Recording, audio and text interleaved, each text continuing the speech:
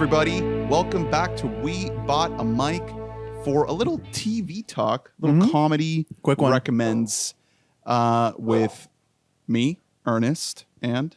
I'll let Moo the dog introduce himself. He's clearly got so much to fucking say all of a sudden. We have Batman Begins in the other room. Oh, really? Why, yeah, he's fired up. He hates Liam Neeson. Yeah. He loves Nolan. He's a Nolan boy. Yeah, he thinks that Neeson was too grounded. Anyway, I'm Drew. I wanted to do a little ep with you in between Robin and Batman. Oh, that's funny. Robin Williams and Batman. Yeah. Yeah, we all know Batman's sidekick is just a wacky comedian, just an unhinged comedic force. I take that over Joseph Gordon-Levitt. I'll be honest. You should use your maiden name. Your real name. Robin Williams. Oh. Yeah. Robin Williams, yeah. Batman. I don't see anything under John Blake. Oh, try Robin Williams. That would have made that a better movie. Because in retrospect, that movie didn't slap so hard. The final of the Nolan Batman. It's not as bad as people. It's not remember. bad. No, it's not bad. It's just it had to follow up Dark Knight. That's tough. Anyway, the whole point of this episode is not to talk about Batman. I wanted to talk about a couple of shows who both are renewed and both recently completed their first seasons. One a lot more recent than the other, but I want to start with the less recent one, Hacks. Mm-hmm. On HBO Max. Yeah. So you, I mean, this was on your list. Like you saw this a while back. Yeah, this was my number 9, I believe. And out of how many, for context? 10. No, out of how many TV shows that you watched that? Oh, that is a shameful number. Yeah, that I don't want to. That's what I'm saying, guys. It's out of a lot. We're talking like top 2%. Number 9 out of like 900. Yeah, I really, really like this show. It's Jean Smart. I think she won an Emmy for this. She did, yeah. This was like, I guess, kind of the best type of Emmy bait because it's not bait, but this is a role and an actress in the role where you watch it and you're like, well, if they don't give her the Emmy for this, I mean, what when is she going to get any recognition ever? It's a showcase of talent. Is what you describe it as. Exactly. She is playing a larger than life, really brassy, like Joan Rivers style comedian who has a residency in Vegas. But her act is stale and she's starting to lose power over the scene. And then she gets paired up with a very unlikely partner. A bit of a millennial type. Hannah Einbinder. You could say she's the anti-Jean Smart. The complete opposite side of the spectrum. Yeah, except for one thing. They're both absolutely hilarious, Ernest. They're a romp. Everyone is not going to watch the show. No. The thing is like the way the show starts, it is kind of by the numbers. I wasn't. The setup is like you've seen it. I'll say I was very much not floored by the first episode. I continued it because A, there was enough there. B, I loved everyone who was behind the show. It's Paul W. Downs and his writing partner, Lucia Aniello, who did Broad City. They're like the producer minds behind Broad City. And then Jen Statsky also as co-creator, who wrote for Parks and Rec, maybe Good Place also. She's from the Mike Schur family, as are multiple writers on the show, because this is also produced by Mike Schur of The Office, Parks and Rec, the Good Place fame.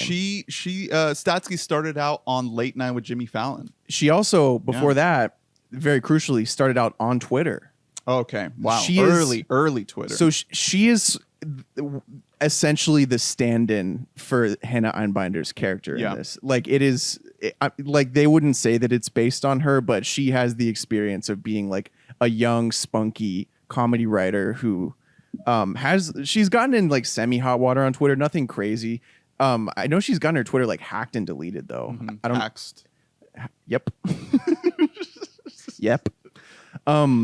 So yeah, our second lead is Ava, Hannah Einbinder, who I want to say her parents, because she was a relative unknown before this show. I want to say her parents are people. Does that sound right to you? Well, aren't all like comedy people nepotism babies in some way? Her mom is Lorraine Newman from the OG SNL cast. Oh, nice. Yeah. Hannah Einbinder in her own right is a stand-up, hadn't acted before even auditioning for this. And I think we see her grow as an actress over the course of the season as the show grows. Yeah, that's what I was gonna say. Is this show starts out very kind of broad comedy. And it gets pretty dark. That's for all like the amount of like comedic genius minds behind this.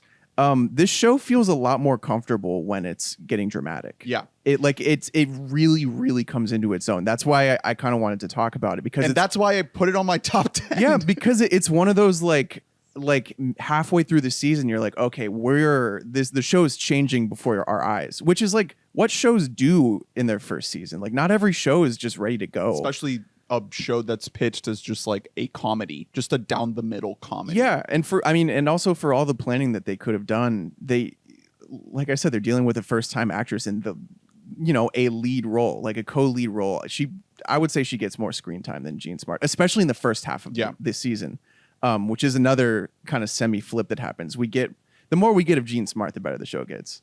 But yeah, so it revolves around these two comedians working together against each of their wills because of Paul W. Downs, co-creator. He's like the talent agent, basically. Yeah. So he's the talent agent. I don't think that he's the most magnificent actor in the world, which is why they paired him up with the most magnificent actress in the world, Meg Stalter. Again, of social media fame. Ironic. Yeah, she plays his assistant. His assistant, who's like the daughter of the CEO. She's just just unbelievably fucking stupid. You've seen this role like a bunch of times, but Meg Stalter is like a goddess. Like every video she posts is like she has a manic like improviser energy to her, where like she's saying things in the show that are not lines, Right. And it's better for it. So love her. And the way she delivers them is just like so over the top. Yeah. And a show like that, like this, I think you could say that something like that kind of derails it. But in my opinion, it needs that derailment a little bit. Like you want to feel like you don't know where it's going to go with some of these plot lines. Yeah, it needs an injection of silliness, because even when Ava and what's Jean Smart's character's name? I'm so stupid. I'm so stupid. Deborah Vance, legendary stand-up comedian. Yeah, Debbie Vance. Maybe I would know about her if she had gotten that late night show. Oh man, that was a wild episode. When all that's revealed. Yeah. Anyway, when they're being funny together, it's a very painterly type of funny, and that sounds like an insult, and it's not an insult, but it's not silly like most of the interactions between these two women, because it's a tough thing to write. These are two women who know when they're being funny, right? And they're like self-aware. They're being self-aware about the jokes that they're telling to each other, and one way that you can measure character growth in the show is eventually they start laughing at each other's jokes.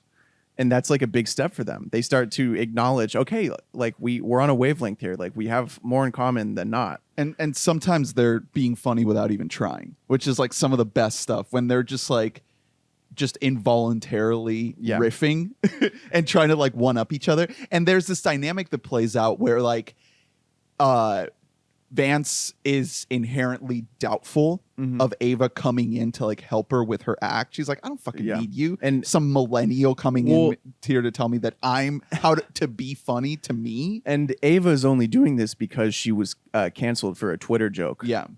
Which was like, honestly, I don't think that would get anyone canceled. Well, maybe in, I don't know, 2015. I don't know. And this is just like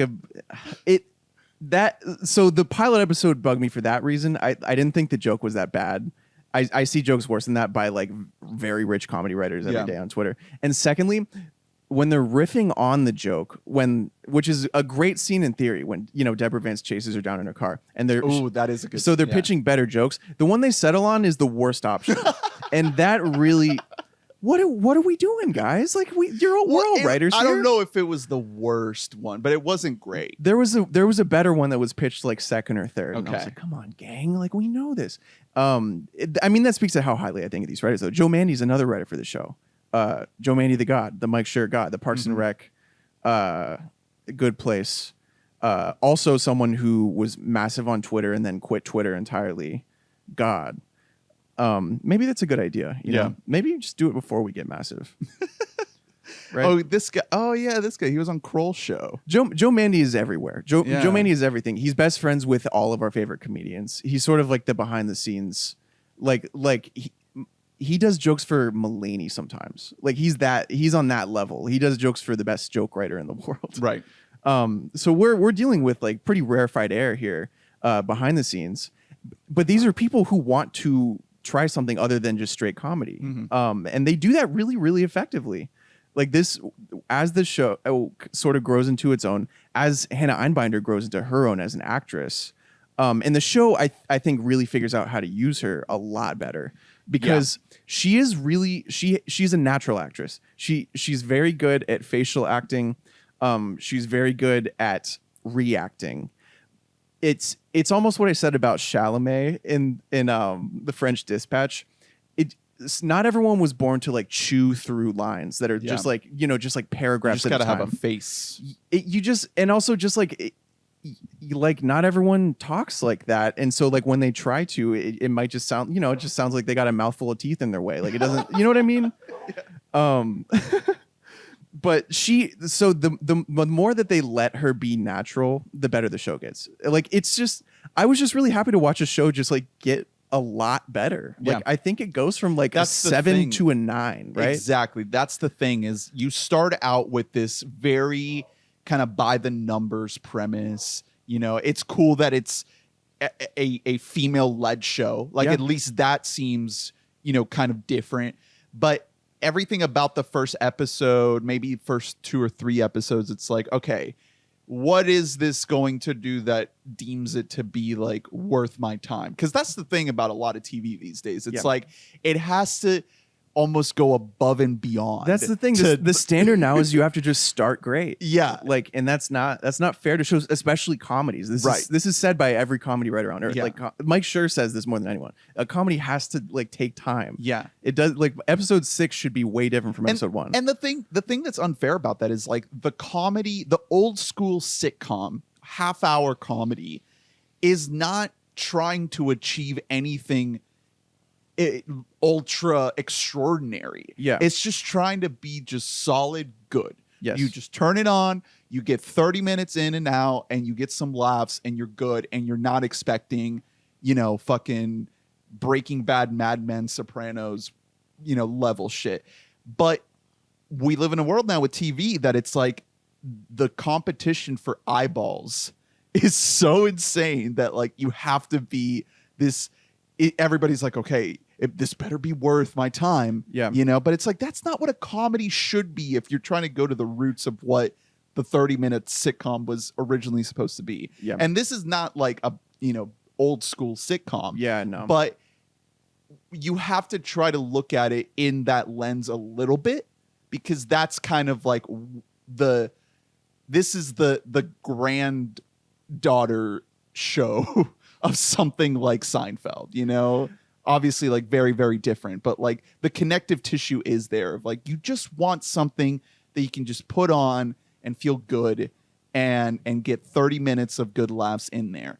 And by the end of the season, you've been on a journey with these characters. Yeah, you just connect with them so much.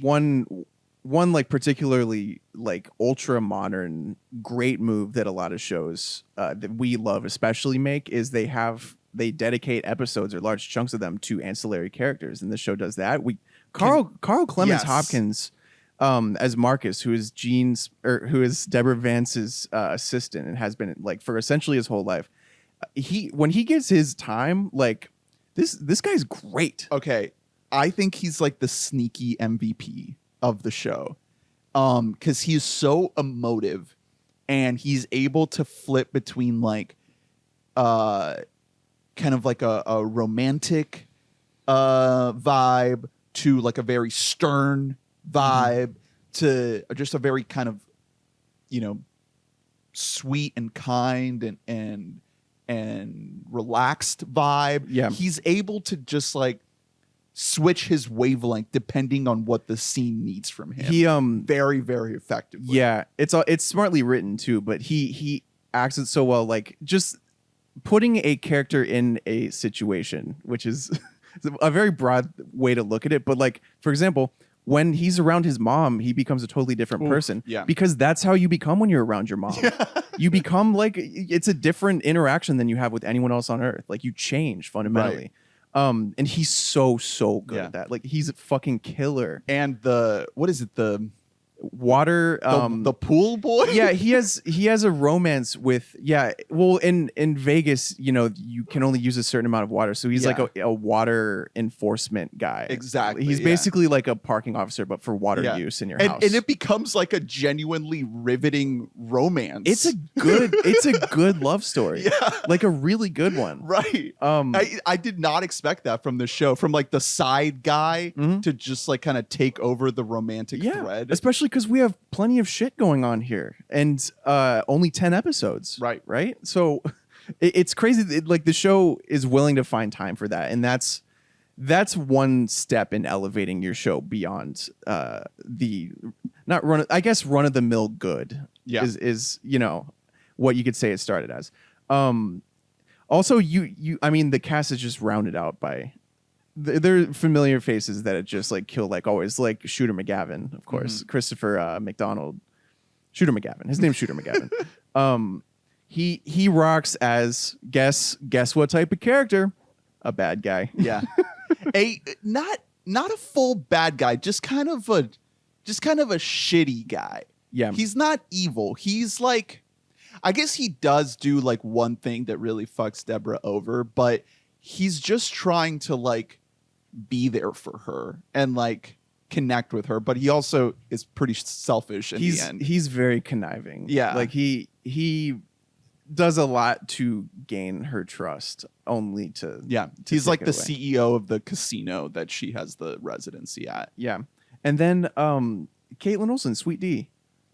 I forgot. Yeah, that's right. The daughter. Yeah. She's incredible. A tragic character. Like a really, really sad character. And like one of the more realer, like more lived in ideas for a character in the show. Because it's Deborah Vance's daughter who, you know, this is more often than not what happens to the children of ultra rich, you know, singularly focused on their career people. Like they fall to the wayside. They become just sort of nothing. Right. Just trying to sell earrings, really ugly crystal jewelry, and she's like going to expos and stuff. That's really sad.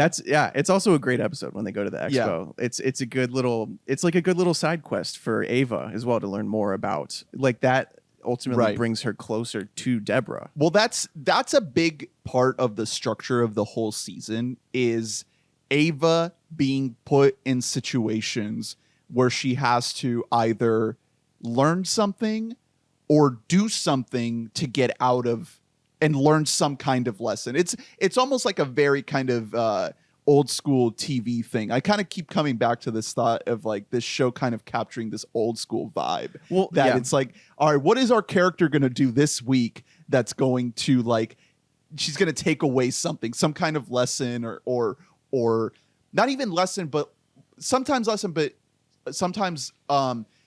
furthering the plot in a way that like brings her closer to the goal of being a better comedy writer. That is the Mike Schur of it all. Yeah, because he is a structuralist. Yeah, like his episodes are crafted, you know, in like a Dan Harmon way. He's just quieter about it than Dan Harmon is. The other way that you see that is every episode has an A plot and a B plot of the show, which is, you know, that's every episode of most sitcoms will have that, but like prestige TV doesn't always, but this show does. And I think it's put to good use in the show. Like most episodes you're not thinking like, man, this story's a lot weaker than the other one. Like usually it's two solid stories getting put up, 1-2 against each other. Right. So that works for me. What is the name? Speaking toward Ava having to grow or learn from unbelievably traumatic events that happened to her. The Vegas guy.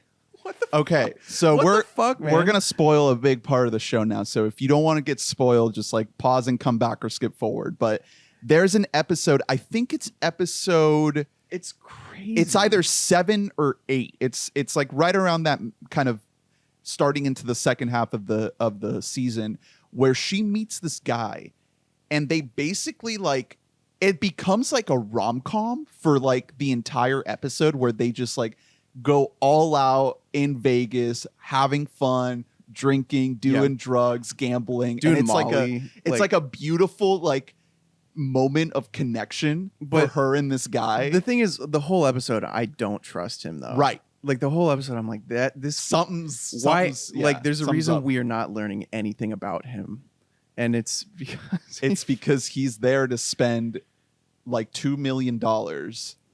Basically to just spend all the money that he stole from old people and then kill himself the next morning. Yep. And he does that.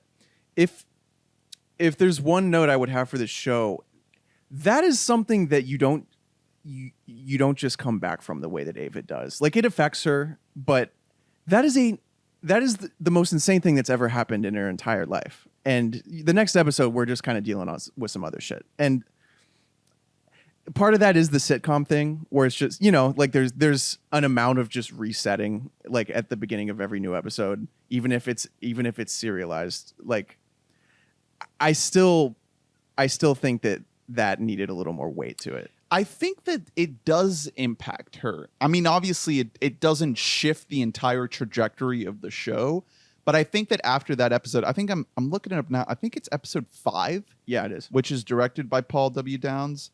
It's called Falling. Basically, after that, that's like the halfway point of the season. After that, she is so much more.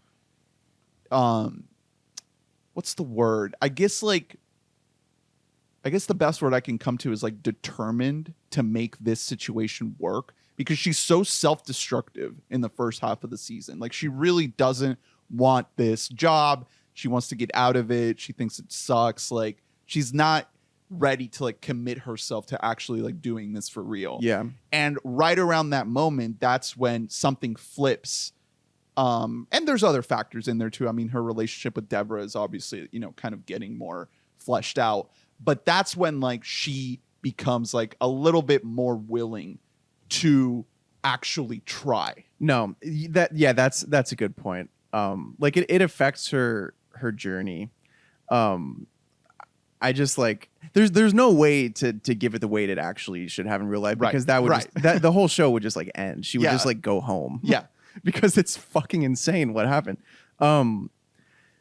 That said, the next episode I'm pretty sure is like the edibles episode, right? Yeah, the next one's New Eyes. Yeah, that's the edibles episode. Yeah, which is an they awesome take edibles fucking episode. together. Yeah, and for all the tropiness, this is a very Joe Mandy thing. In his stand up and in his writing, he rightfully he understands that a lot of the time it's not really a big event that like leads to like change or a better understanding of someone. It's just like getting fucked up with them. Yeah. Like that's true. Also, that's the episode. Pretty sure that's the episode that ends with them just on the phone together watching TV. No, that's before. Okay, because that was like a huge moment for them. I love that moment. That's when that episode ended, I just felt like this feeling in my heart that I was like, oh my God, this is kind of a special show right here. Well, and another reason why is because that is either ep 3 or 4 that happens. They really make you fucking wait, man. Like there are multiple episodes where these two people just exclusively hate each other. There's not even a hope that they're going to like each other. Right. Like, and that pays off. That's the sort of patience that you don't usually see in comedy. And, and it's worthwhile. We should talk about the end, though, because I feel like at the end, the final episode, you get to this moment where after all the shit goes down, like Deborah almost like doesn't do her act. Like there's all this drama, and you get to this place where like they're reconciled and ready to move forward as a unit. And then there's this little tinge. What is it exactly that happens that like there's something on her phone? She leaves like a message on her phone that she needs to delete. That's right? not even the finale. So that is the episode. That's the episode after the Vegas thing, because she calls while she's like coked up and mollied out and quits. Right. Because of but this. Deborah doesn't hear. Yeah. So the next episode she gets rid of that. And then but there's something she gets an interview to write for a show. Okay. And she sneaks out, and it's like the classic like 2 dates at one. Yeah. One thing. We call it the High School Musical. Yeah. So she has to go to LA and interview with these, with like this team of writers who wants to make a comedy show. As it turns out, they're mainly interested in her because this is going to be a show about an old lady, huge bitch comedian who sucks.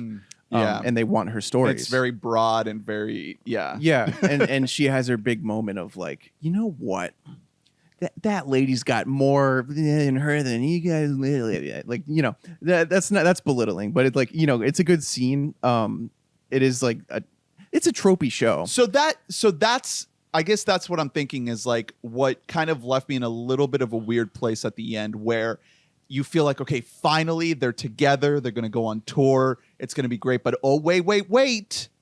She actually is going to, quote unquote, betray her by taking another job. Yeah. And she doesn't know yet. Well, no, she doesn't. There's something at the finale that like is setting up the next season. I'm really blanking on what it is. So this is what the Wikipedia summary says. Ava apologizes to Deborah, who informs her that although her final Las Vegas show was a failure, she sees potential in the material and wants to go on tour with Ava to improve it. Ava accepts, but receives a call from Jimmy while boarding her flight, warning her that her email slandering Deborah has been received by the production company that interviewed her. There we go. So you know what I love? Because I appreciated that, because I like it when a show like this is willing to not pretend that it's a miniseries. It's a show being like, no, this show, we wanted to have another season. We're not going to wrap things up. Like, hey, we're setting up episode 11. If they don't want to renew it, guess what? Now everyone's going to be upset. Yeah. And also you need something to introduce some kind of conflict here, because that was the main selling point of the show, is that these two women are at odds with each other because they're from different generations and they just don't want to work together. So if you end the season on like, oh, okay, we're finally working together. Yeah. Oh, something's not quite right. Exactly. Especially after all the not quite right they've been through. And it could be one of those situations where like we might even join them like, after a bit of a time jump, and that's already been resolved. Like that doesn't matter. We don't see the tour. Yeah. We see like the end of the tour. It doesn't matter as much as the fact that it is a setup in general matters. Like that matters a lot. And I like it when TV shows will do that, because fucking every movie on earth has the balls to do that. Yeah. Now, you know what I mean? Yeah. And a lot of shows don't. A lot of shows, they'd rather go out saying like, well, maybe that was good enough as it was, We can be proud of that, just the one season. Yeah. No, like act like you're a fucking show. You want more seasons. And the show got renewed. And it was after the finale. They didn't know yet when they made this. Right. So good on him. And it deserves to be renewed, because this is a show that like it has more growing to do, I think. Yes. And I wonder if it's still going to be Vegas based. No, I really don't think so. I think they're going to be touring. Because that's one of the things I really liked about it, is like it kind of shows the seedy underside of Vegas. Vegas in the daytime. Yeah, exactly. It's nasty. It's very, very good at that. I don't know when season 2's coming out. It might not be this year, or maybe later this year if they're shooting it right now. But it is renewed and it is coming. And I don't want Jean Smart to get lost in the shuffle amongst us, even though she won the Emmy. This is the real prize, is that we like her in this. Jean Smart is like she's going like Streep mode. Like that's the level. And I don't say that lightly. This is like Devil Wears Prada mode. The episode where she has like that montage of her doing her act, I thought that was really, really good. The process of it. Yeah. Without Jean Smart, because I can't really think of who else that could play this except for, I mean, Meryl Streep is the cheat because she could just play whatever. Right. But I don't know who else does this well in this role. Like, you know, like 20 years ago, you give it to like Cloris Leachman. Right. She's dead. Betty White. Yeah.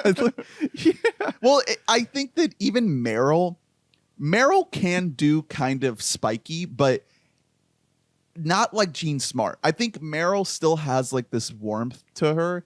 And with Jean, you immediately like kind of put your guard up a little bit. She's like, good at being a bitch. Yeah, she has like this biting kind of intensity to her. She is wildly good, and she deserves like this is a huge like late career pop for her. She's been around forever, and she's never been like on the level of that generation of actresses. I think if HBO Max is smart, which I think they are because they've been doing really good things lately, they'll have this show go for like 5 seasons minimum.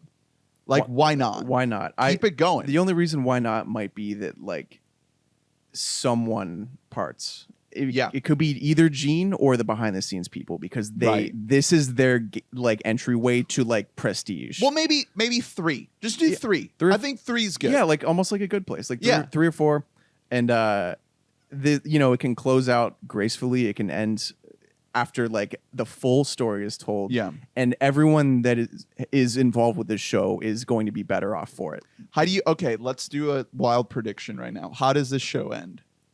Just based on what we saw in season 1 without knowing anything about season 2. It ends it goes for 20 seasons. And it ends when Jean Smart dies in real life. And at that point, they do a flash forward and Hannah Einbinder is like Jean Smart age. And she's like the washed up one. It loops back around on itself. Yeah. That's actually not a bad pitch. I was thinking, season 2, maybe season 2, we get like half of the season is the tour, like the last couple stops of the tour. Yeah. And then the second half is like some kind of like stratified season where she's trying to balance this new job and still work with Deborah.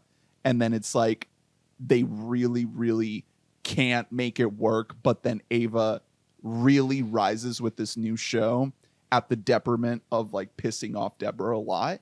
And then 3 is like Ava really rising to success and by the end finding her way back to humility and to connect with the woman that helped her start her career. Because Ava's opening for Jean on tour. Okay. I didn't even think of that. That's good. I guess we don't really... is she a stand-up in the show? It's funny because she's just like a Twitter. She's just like a Twitter person. She's a comedy writer. Yeah, but like she could just be a stand-up. Like, you know what I mean? And then like it becomes a thing where it's like you could just tour. Yeah. Ava, you're good. Yeah, she starts doing Seinfeld. Well, and then what's the deal with phones? And then for all her growth, Jean Smart, Deborah Vance is still like a huge bitch. So like, if Ava's opening for her, she could be like, you're using your better jokes on yourself, like that type of shit. Yeah. There's that one like multi-episode thing will be giving Jean Smart a real love interest.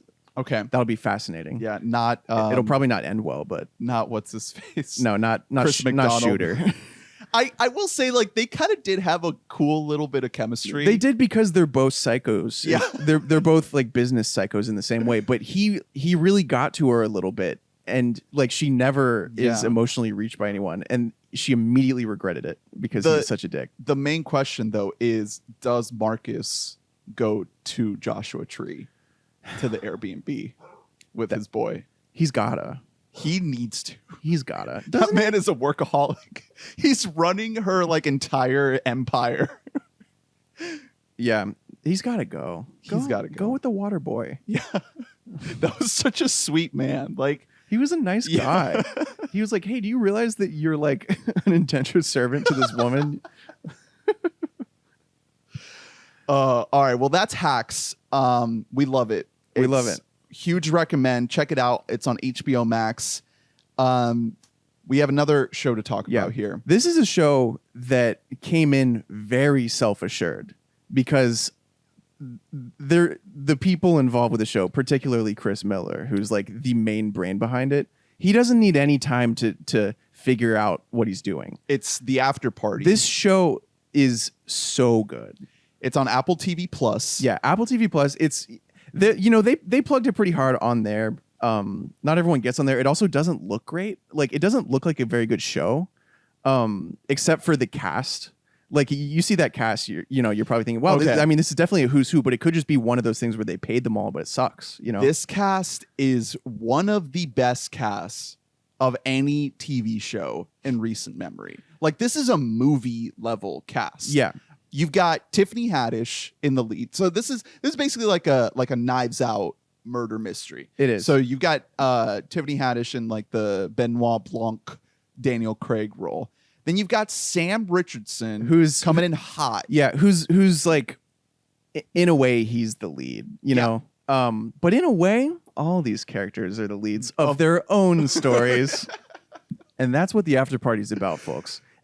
So we're talking Knives Out, but every episode is a different genre. Yeah. Based on what character it's following. Telling the exact same story every single episode. And it nails it every single time. Because Chris Miller is a god. Yeah. Like the amount of craft in the show. Keep going with the cast because everything is coalescing in this show. So it's all coming together. Zoe Chow, who I hadn't seen in anything else, is very good.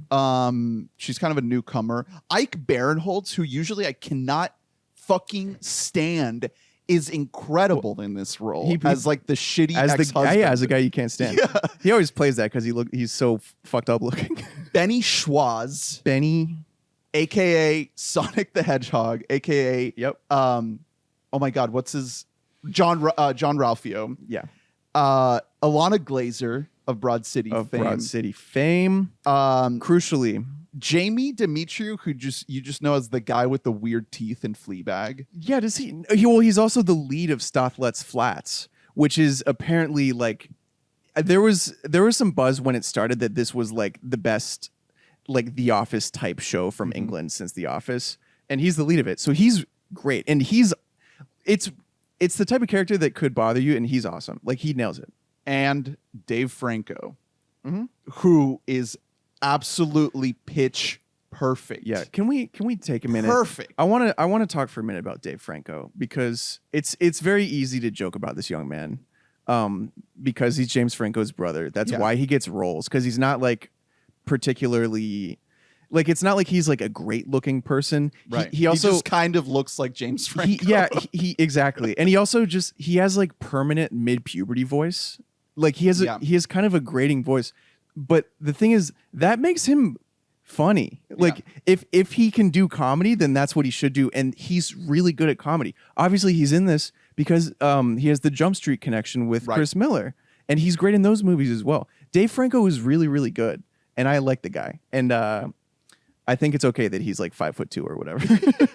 He plays who was a nerd in high school, because this is a high school reunion that everything is taking place at. Yeah, 15 years later. Who has become almost like you could say a Bieber style pop star. Right. But a little bit more than that, because he's also like in movies. He's like a big actor. Well, it's because they're in their early 30s in this, right? You said it was 15 years? Yeah, so they're in their early 30s, so like he's had more time to like, acclimate. He's also he's very calculated, because he came from being a loser. Right. So he's become this huge star, and it's like one of the first things you learn, so we can go ahead and spoil. He dies in the first episode. The mystery being solved is who killed him at an after party for the high school reunion that was at his mansion. Oh, yeah. I don't even think that's a spoiler. No, it's not. That's just the setup. That's the marketing. Show. Yeah. Yeah, it's who killed Xavier. By the way, one thing that did win me over involving this show was this in the marketing for the show, they did like some like side marketing that was like just very earnestly trying to plug Xavier, right? And like, as a guy, and like just like playing his songs, like check out the new Xavier song, and it was like I'm gonna live forever, I ain't ever going to die. Hungry Hippos, co-starring Will Forte.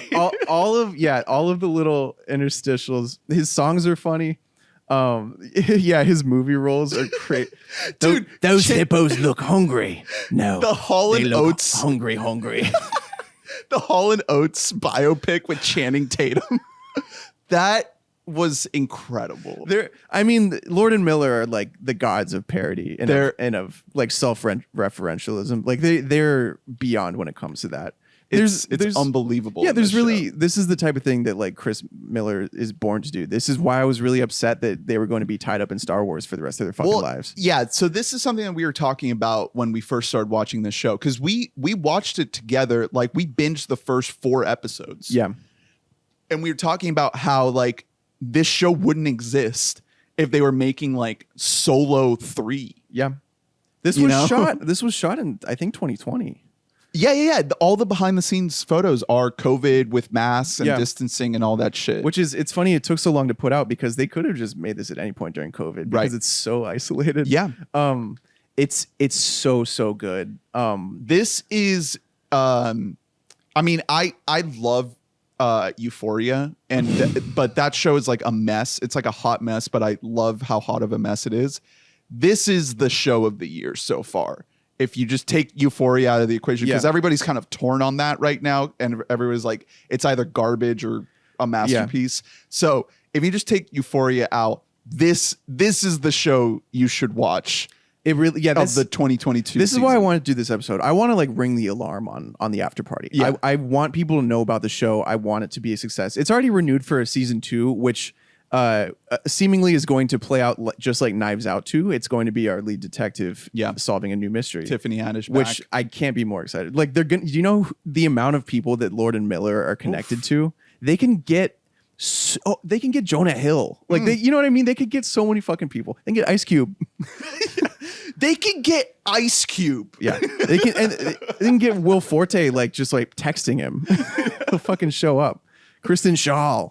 Like their reputation precedes them. So it's 8 episodes. They're all out now. We got to get into the genres. Because that it's not just like, oh, we're sort of like dabbling in a new genre every episode. Each episode is entirely defined by the genre that it is. Which the look and feel, the shots, the editing, the music. Exactly. It's all made to service whatever genre that episode is. So for a comedy, it's like extremely written. Like it's written to the line, except for some improvs by like Ben Schwartz, definitely. Yeah. Like a lot of his singing. But so that's because this mystery is like unbelievably tightly wound. It's like it really is like a Knives Out style mystery. Like it is, you know, it's very well thought out. There are Easter eggs in episode 1 that come back in episode 8. Like it's that type of deal. Even more so than Knives Out, it dives into the history of these people going all the way back to high school. Yeah. And there's even an episode that actually shows high school. Yeah. It I guess, the best way to put it is it's so written, and that can put some people off with comedy because of the nature of modern comedies. You know, the Apatow ones are very shaggy and like, not, you know, like low effort on purpose. Not to say they're bad.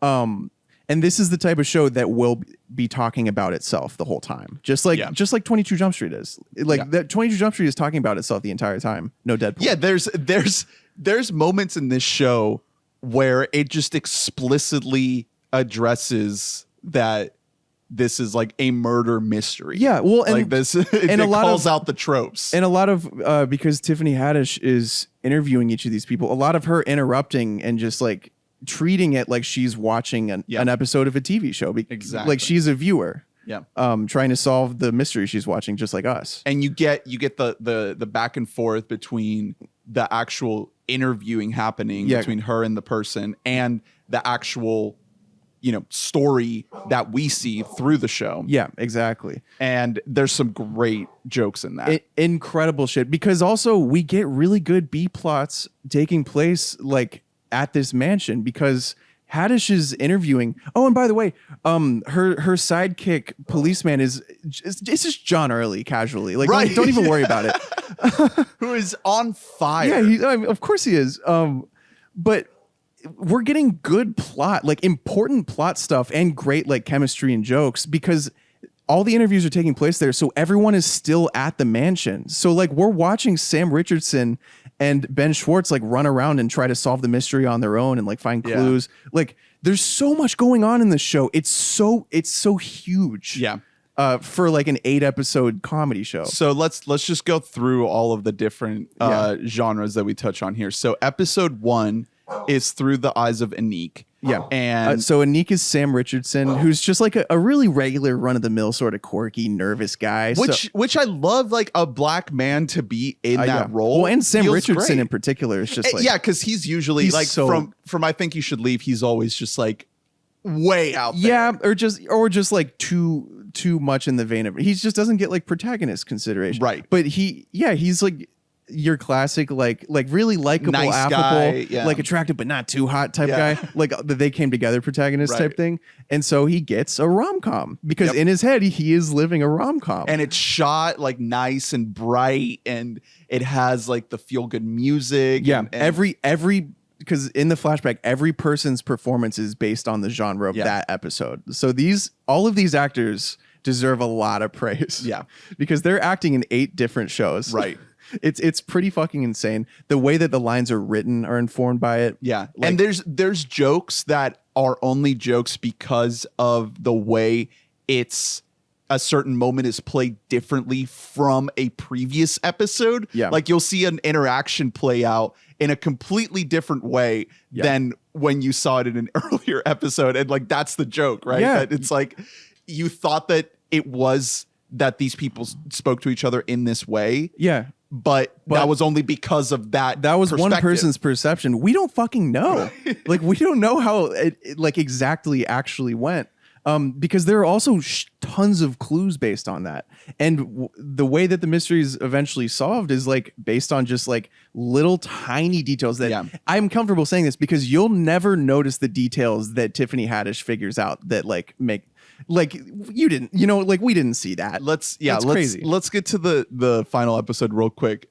Let's just mention all the other genres that we see because I just thought it was so cool to include some of these. Yeah, I want to. Episode 2 is like a Fast and Furious action movie. Yeah, it's about Ike Barinholtz's character. He's so annoying, dude. The peeing race, the urinal. He's stream, literally a pissing contest. Like he's who is it with? And with Xavier. He is. It is one of the funniest things I've seen in a long Xavier time. is trying to fuck his recent ex-wife, or maybe still wife but separated. Right. Yeah. And so they're at urinals, literally just pissing for like 5 minutes. It's like, the funniest. Trying not to finish. It's incredible. Yeah, it's a huge moment for him, and it feels like Dominic Toretto, like living his life a quarter mile at a time. Exactly. It's just.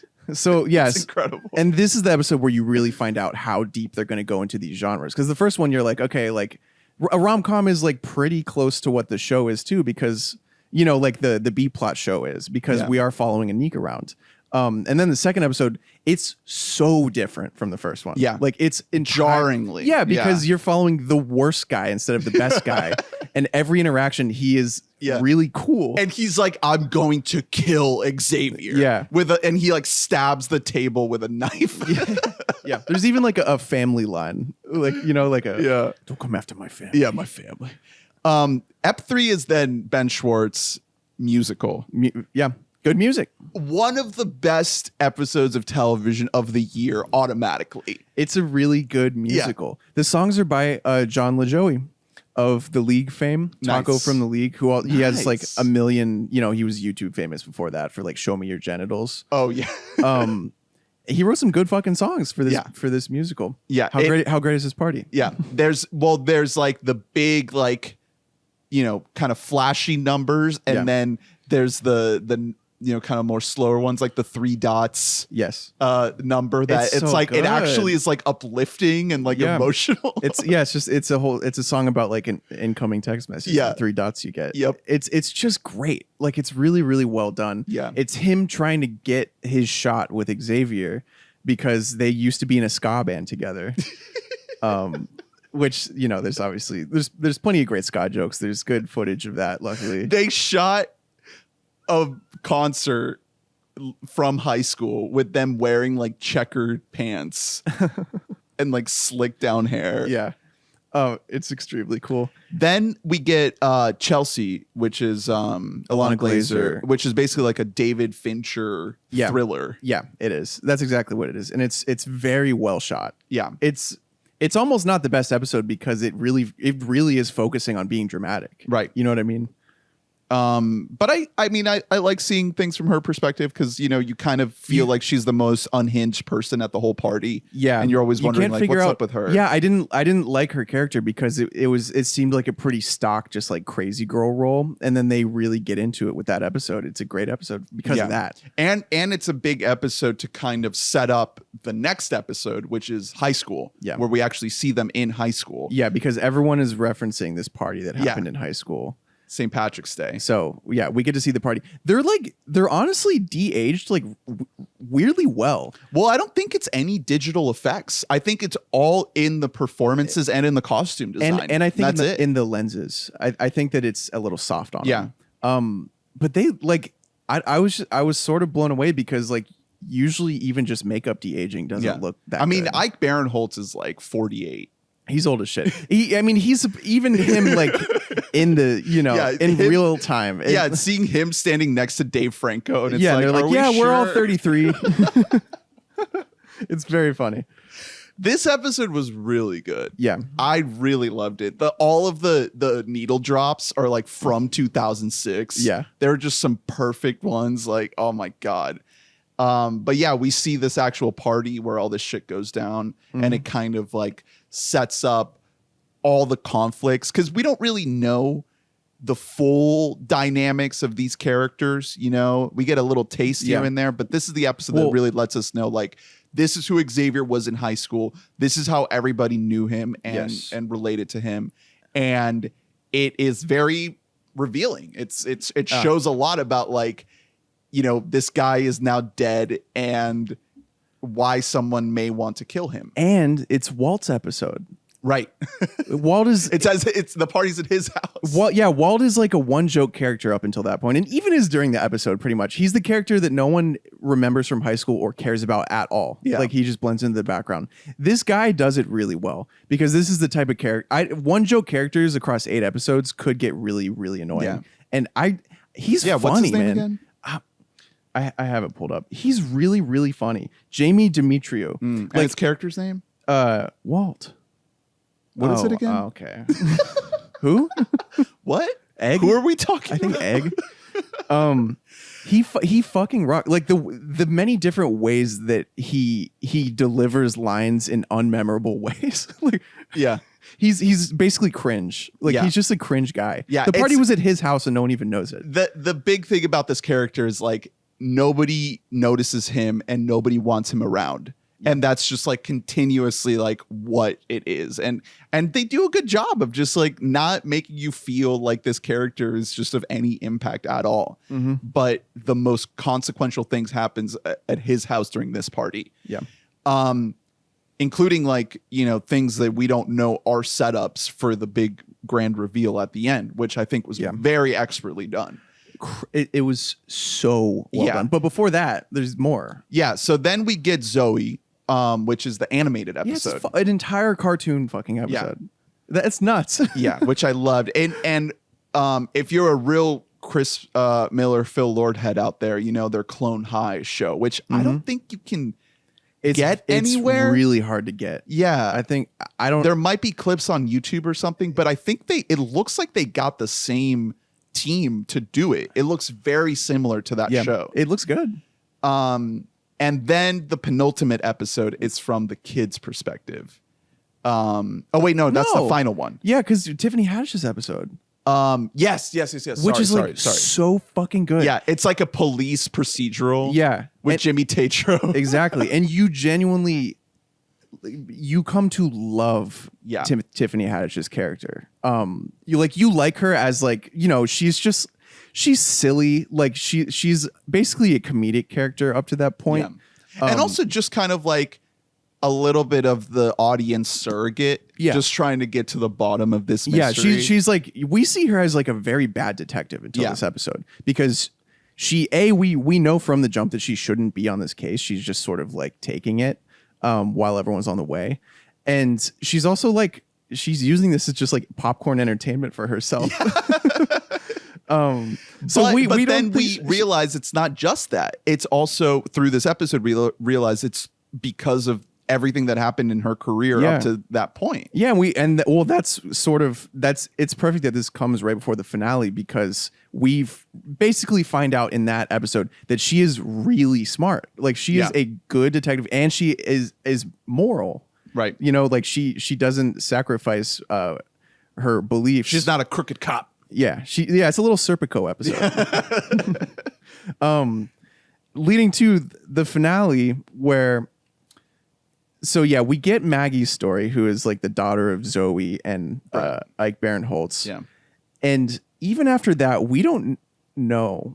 Yeah, so we don't know who the fuck it is. So we don't fully dive into another style here. There's like Muppets. It's like here, which is fun. It's just silly. It's like, and they use like rando sound effects. Yeah, like, they're doing like hand clap movements at the party. Yeah, exactly. Yeah, just like it's just like a very happy kids idea of what happened, which is fun, but it's only to arrive at the point where Tiffany Haddish is like, I figured it out. Yeah. Because of her testimony, I have it now. And then she gets the big, you always want the big, drawn out reveal. Of course. And this the is detective. This is so drawn out. Yeah. And to the point that John Early screams in like the funniest, Get to the point. The funniest scream I've ever seen. He has other moments in earlier episodes too, where he kind of does a similar thing where he's like, I think it's in the other episode when he's like, please don't tell your story right now. She's like laying down on the couch. Yeah, exactly. It's like, are you fucking kidding me? Basically, she goes ahead and makes the bed for every single character to go down for this, because every character has a good case. It's even more balanced than Knives Out is in terms of like really anyone could have done it. Well, the thing I loved about this finale is that before she even narrows it down to like the 2 or 3 people that definitely could have done it. Yeah. She makes you think for real that it's like a couple of other people. Yeah, that's what I'm saying. She makes their fucking beds. Yeah. Like she's like, well, of course he did. Like, here's a mountain of evidence. Right. Because this show has taken the time to build a mountain of evidence for everybody. Right. Like while doing genre parody, while doing B plots. It's fucking nuts. Yeah. Like it's a fucking puzzle, man. And the ultimate landing point has to, like, to stick the landing with this, it has to be a very specific reveal of who it is. Right. Because I didn't know who I was trying to you're wanting, like, the whole thing with a show like this is you're following along and you're trying to put the mystery together yourself. So you have a couple ideas in your mind, you know, it could only be this many people. I know, but you're also thinking, okay, this is obviously a very brilliant, well-written show. It's not going to be the most obvious. A lot of people, answer. it would be too obvious. Some people, it would just be unearned. Like, because like we don't know them well enough, or like, you know, they didn't. Well, I really thought that that's what it was going to be. I thought that it was going to be the most unearned person, because there's no way that they're going to, like, in my head, I was like, okay, this is just a fun show to have fun every episode and explore different genres. But by the end, like, we'll just pick whichever person and we'll make it work. And they fucking do it. Yeah. They do. I was like, I don't think I'm going to be fully happy with any of these people. And they picked the one fucking person that is enough emotional stakes are in the person that you are shocked and you are upset, but you're also like, it is that person. And there's a moment earlier in the episode where they like tip it towards that person, and I'm like, no, there's no way it'll be that person. Yeah. Hunter's coming in the garage right now. No, exactly. I'm from a Law and Order head. That is a hard thing to do, because this is exactly what Law and Order does. It's just like way worse, where they introduce you to a ton of people and then they have to bring you back, and it's someone that you've met, but that, like, it's not that you've forgotten about them. It's just like there are so many plausible suspects. The way that it sticks the landing is, I think, like for what the show wanted to accomplish, it's like approaching a 10, right? Because it does everything it wants to do. It's a very earnest, not your name. It's a very earnest comedy. Like this show wants to show you how hard it is trying. Do you want to spoil it, or should we just not say it? Well, now Hunter's in here. Hunter, can you go? Can you go in the other room? You're not allowed on camera. Scat. Come on, get out of here. Hunter's here, but he's not here. I'm not really here. No, Hunter, I don't want you to hear. We're talking about the end of the after party. I don't want you to hear. Go. 5, 4. Close the door. 3. So, listeners, watchers, if you don't want to know, if you've listened up until this point and you're like, okay, this show sounds like something I want to get into, pause here and then go watch the show, because genuinely it's a thrill ride. Like it is a well worth ride to get to the end. It's just fucking awesome. It is a must watch show, and it's a mystery. Like it all hinges on the reveal, so you don't want to know who did it. Yeah. But we're going to talk about the end. So please come back once you've actually seen it. Yeah.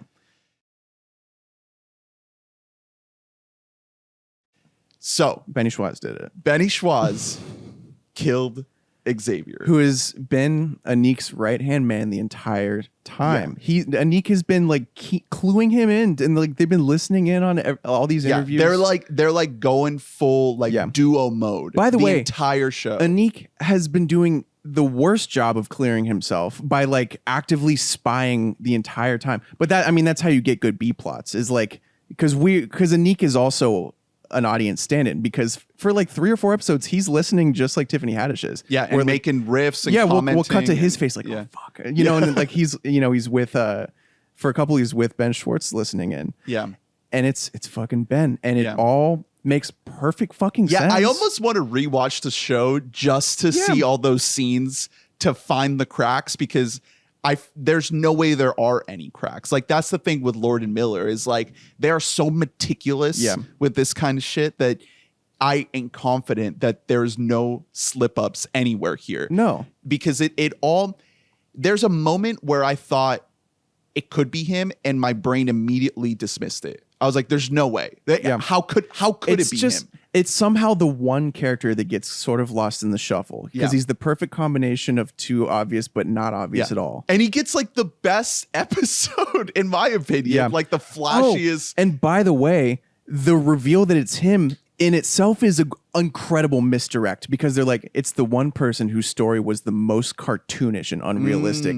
And so we're all thinking it's going to be Zoe, who literally had a cartoon. And Anik's like, oh no. So we think he's going to turn to Zoe. And then they turn to fucking Ben. Yeah. It's so good. It's perfect. It's so good. It's such a perfect, good reveal. Yeah. Like, and even to the literally the last second, they're trying to tell you it's someone else. I even thought, like, what I was saying earlier is like, I even thought that it was probably just going to be like Walt, because that's like the easiest answer. Like if it was Walt, he wanted to be seen. Yeah, and that would suck. Yeah, and it's like, I thought that that's what the show was going to do. It was just going to be okay with giving us all these crazy, wacky genre episodes, and then when you get to the end, it's like, whatever, just end it, just pick somebody, or and that's fine. My second thought, because I have more faith in Chris Miller than that, even though it did cross my mind, I was thinking it would just be Anik. Because or Brett. They really go in. I know they Brett. go in on Brett, but it was to an extent that I was like, but if it's Brett, it's just like, oh, cool. It was the giant asshole who like has been nothing but a violent asshole. Right. Like, come on, man. Or the other thing I thought, it was like he killed himself accidentally. That was what was running through my head throughout the entire show. Yeah. It was like for some reason it's going to be nobody. I was thinking, or at the very least, it could be like any of them like were trying to confront him, and then he fell or whatever. You know what I mean? Right. And so one of them does know, but like they didn't do it on purpose. Yeah. But no, it's just Ben Schwartz unapologetically did it. Yeah. Like he fully did it. He did it on purpose. He was trying to kill his ass. Yeah. It's and all of the reasoning behind it, and like the ways that he was trying to cover it up, all just clicked perfectly. Like airtight, which is what you want from a mystery. Yeah. And I feel like Knives Out does that too, Oh yeah. And I would love to rewatch Knives Out as well to see kind of those cracks. But that's something that I love about a good mystery, is like to be able to think back to everything leading up to the reveal and see how perfectly airtight it is. Because the moment you start poking holes in it, the easier it is for you to kind of like let how good everything is fall out of your head, just because everything hinges on that reveal, which is, it's unfair. You know, you have all of these great episodes and all these great moments, and the whole time you're like, okay, but who done it? But who done it? And it's like there's a lot of pressure on that, and for them to actually get it right and have it feel earned and true to the characters and everything the show is trying to do, it's fucking nuts, man. Perfect. Yeah, it really it's special for doing that. In terms of being a pure comedy, like not every joke is going to land. That's true of every Lord Miller project. You know why? Because they're trying, man. They're telling you it's a lot of volume too. They're telling, that's what I'm saying. They're telling you a lot of jokes because they don't care about being cool. Like, you know what I mean? This isn't like a cool show in the traditional sense. It's not like a, I don't know. It's not like a comedy that you'd watch and be like, man, this is fucking, you know, it's like, it's a try hard fucking show, and it tries hard and it delivers harder. Like it delivers even more than what was promised, which was kind of a lot. Like this is a huge premise for a show. This is like a big, it's taking one high concept idea and marrying it with a much higher concept idea. Yeah. That's hard to fucking do and be funny. Also, when's the last time we got a murder mystery show? Because usually these things are movies. Law and Order.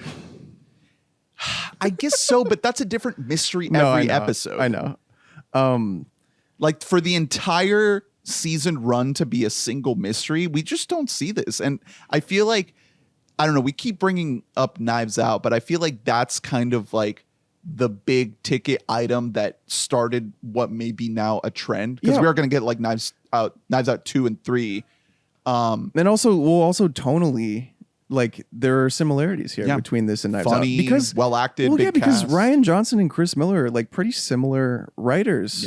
That's what they were both going to be in Star Wars people. You know, like they're both like puzzle brain dudes who are very funny. It's just that Lord and Miller lean heavy into the funny. Like they're like, we're comedy guys at heart.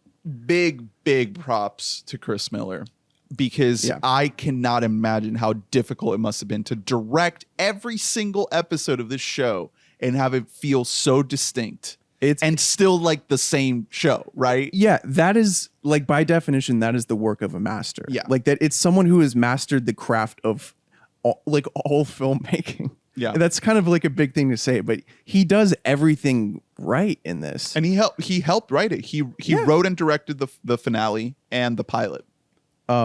He had help too. But that means that the finale and the pilot are where you get all of the information, the meat. Yeah, like that's If he wrote the finale, that means that he wrote the story, basically. Right. Incredible fucking job. Like really, really good job. I can't be more excited for season 2. Oh wow. I hope more fucking people watch this. Yeah, me too. Apparently he's had this idea for a decade. I believe it. And he just never had a chance to make it. Lord and Miller are superhuman guys. Like they're not normal guys.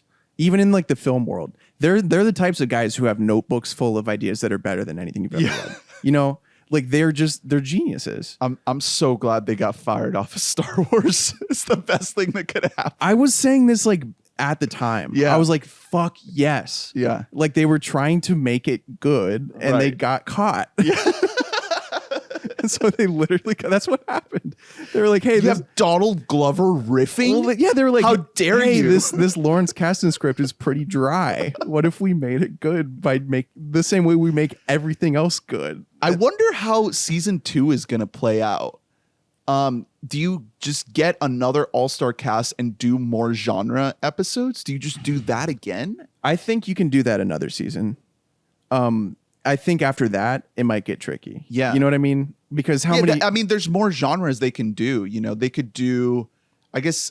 They can... The answer is to get more specific. They can do an Apatow episode. Yeah. You know, where it's like really casual, like...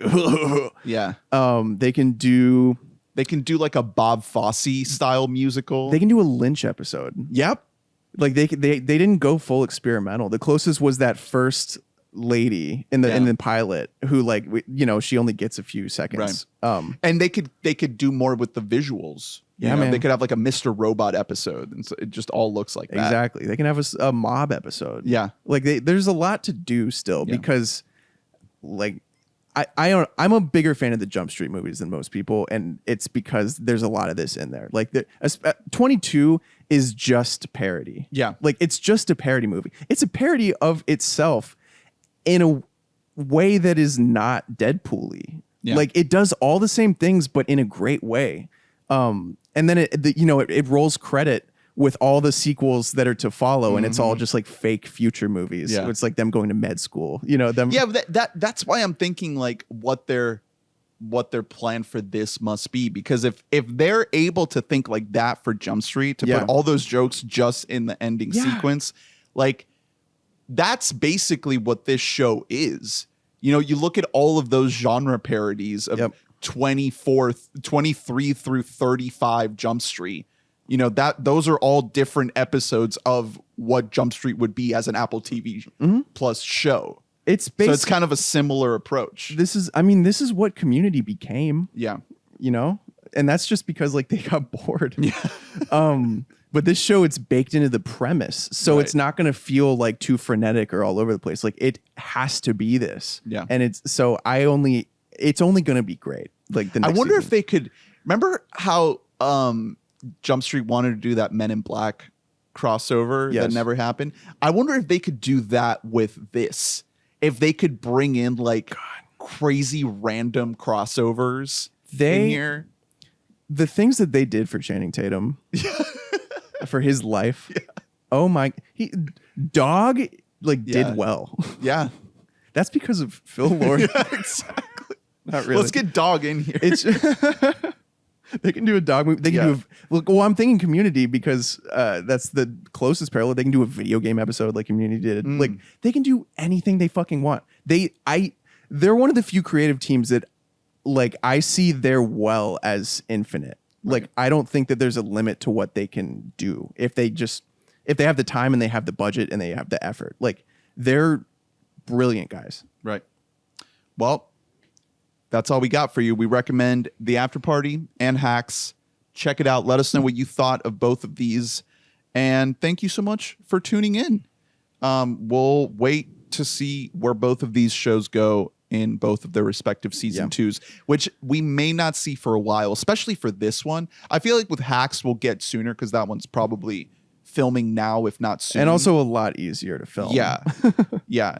Especially with this one, if they want to go bigger with the cast, like that's going to be a whole thing to wrangle, big stars if that's what they want to do. I mean, they can also just get a bunch of like Ben Schwartz types and like, UCB funny people. Like they can do fucking anything, man. Yeah. By the way, for all the praise I just gave this show, and I agree with you that it's the show of the year so far. I think that Severance has the potential to be better than this. Yeah, we'll get into that. That's one a little when it preview for everyone. But as much as I'm ringing the alarm for The Afterparty, I'm ringing it for Severance right now. This show is wildly good. It's on Apple as well. I think the bulk of the season is still left. I think it might be a 10-episode season, and we've only seen 4. It is phenomenal. Yeah. In every single aspect, like direction, writing, and acting, maybe especially. It's phenomenal. Well, thank you for tuning in. Please email us at weboughtamike@gmail.com and follow us on social media at weboughtamike. Subscribe on YouTube and Spotify, wherever you get your podcasts, and hit up anchor.fm/weboughtamike to both donate and send us a voicemail. Thank you, all you beautiful donors, for donating. Also, check out weboughtamike.net to get every episode delivered to your inbox. Stay tuned for next week with The Batman, which we are recording in just a little bit. Yeah, I honestly forgot that Hunter was here. For the Batman. Hunter's just in your house right now. How does that make you feel? And the return to Robin Williams with Toys. Which Toys is so hard to watch that we are waiting for it to arrive on DVD. Yeah. So we'll hold it over till then with The Batman. So thank you so much for listening and watching, and we'll see you next time. Take care. We love you. Bye-bye.